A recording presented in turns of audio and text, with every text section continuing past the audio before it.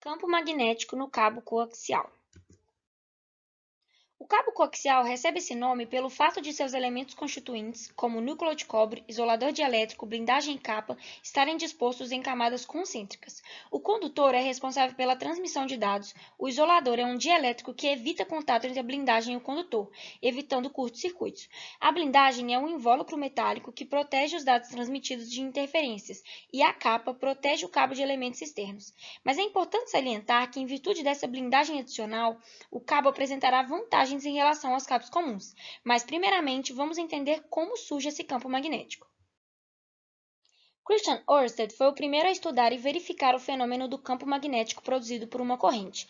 A descoberta veio quando ele aproximou sua bússola de um condutor percorrido por uma corrente elétrica, e assim verificou que a agulha da bússola se orientava em um sentido diferente de quando estava longe do fio. Portanto, havia um campo magnético ali, que era gerado pela corrente. Para conseguir calcular a intensidade desse campo magnético no espaço, iremos utilizar primeiramente a lei de Biot-Savart, pois ela é a mais geral e se aplica para cabos não retilíneos. Ela é dada por essa fórmula, a qual o vetor IdL representa o elemento de corrente que é tangencial à curva do condutor, e R é a distância de dl até o ponto P, sendo dl um elemento infinitesimal do fio e P o ponto onde se pretende calcular o campo. É formado um ângulo θ entre as direções dl e o vetor unitário de r, que aponta para P. Essa fórmula também pode ser expressa sem o vetor, dessa forma. Agora, vamos determinar o campo magnético gerado em um ponto P por um fio longo retilíneo. Para isso, integraremos a fórmula de zero ao infinito, mas multiplicamos por 2 o resultado para considerar o fio inteiro. Substituindo e puxando as constantes para fora, temos a seguinte integral. Podemos realizar a seguinte substituição por teorema de Pitágoras, e sabendo que o seno de θ é igual ao seno do complemento de θ, temos essa outra substituição. Assim, ficamos com essa integral, que quando integrada, obtemos a seguinte fórmula para o campo magnético no ponto P. Agora veremos que pela lei de Ampère todo esse procedimento fica bem mais fácil. Na fórmula, temos que o círculo no sinal da integral indica que a integração do produto escalar do vetor do campo magnético com o vetor dl deve ser realizada para uma curva fechada, conhecida como amperiana, e a corrente I é a corrente total envolvida pela curva fechada, sendo que os sentidos das correntes devem ser considerados no cálculo e são dados pela regra da mão direita, assim como demonstrado nas imagens. Vamos calcular novamente o campo magnético no fio longo retilíneo, porém dessa vez usando a lei de Ampère, que devido à simetria específica da situação facilita os cálculos. Tirando os vetores, obtemos a seguinte integral. Como o campo e o ângulo θ são constantes, podemos puxar eles para fora da integral.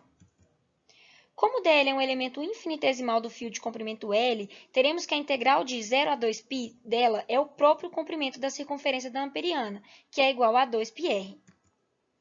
E o ângulo θ é zero, pois o vetor de B e dl possuem o mesmo sentido e direção. Assim, obtemos a seguinte fórmula, que é a mesma encontrada pela lei de Biot-Savart. Olhando para a fórmula encontrada, temos que a circulação é dada por B vezes 2πr, e que o campo magnético é inversamente proporcional à distância r. Além do mais, vale a pena mencionar que a forma da curva da amperiana não afeta na aplicação da lei. Mas afinal, como tudo isso se aplica ao cabo coaxial? Podemos demonstrar o cabo coaxial da seguinte maneira. Nele, temos duas correntes de sentidos opostos e mesma magnitude, sendo que uma delas percorre no fio de cobre e a outra na blindagem. Em consequência disso, o campo magnético produzido irá se comportar de maneira diferente para determinadas regiões do cabo coaxial. Para entender melhor, vamos definir que a distância A é o raio do condutor de cobre, a distância B é o raio até a borda interna da blindagem e a distância C é o raio até a borda externa da blindagem. Assim, teremos as seguintes situações. A primeira, paramperiana situada entre A e B, a segunda, paramperiana entre B e C, e a terceira, paramperiana maior que C. Para a região entre A e B, é o mesmo que analisar o campo magnético gerado por uma corrente percorrida em um fio retilíneo comum, porque é somente a corrente do condutor de cobre que está sendo envolvida pela amperiana. Logo, o procedimento para calcular o campo magnético é o mesmo que já foi apresentado usando a lei de Ampère. Então, encontramos a seguinte fórmula para a região, a qual também já foi demonstrada usando a lei de Biot-Savart. Essa fórmula também pode ser demonstrada na forma vetorial. Para a região entre B e C, teremos uma amperiana que envolve parcialmente a corrente na blindagem e totalmente a corrente do condutor de cobre. Assim, usando a lei de Ampère novamente e sabendo que o campo não varia ao longo da curva C, e como já explicado, a integral do vetor de dl é a própria circunferência da amperiana. Teremos que, a partir desse contexto, haverá uma corrente I' que atravessa a blindagem, que é dada pela diferença entre a corrente total e a interna ao raio R, obtendo a seguinte expressão. No primeiro termo, nós temos a corrente total no cilindro e no segundo termo, a corrente que flui na região rosa claro. O sinal negativo indica que o sentido da corrente é oposto ao da corrente do condutor de cobre. Como a área de rosa claro é dada pela subtração da área da amperiana pela área do círculo do raio B, podemos realizar essa substituição. Também sabendo que a densidade de corrente na blindagem é constante e é dada pela divisão da corrente pela área total, que pode ser definida por essa expressão, temos então outra substituição. Realizando todas essas substituições, obtemos a seguinte expressão para a corrente I', que pode ser simplificada assim. Tendo em vista a expressão para a corrente envolvida pela amperiana, realizamos essa substituição na lei de Ampère. Portanto, isolando B do campo magnético e expressando na forma vetorial, temos a seguinte fórmula para o campo magnético dentro da blindagem.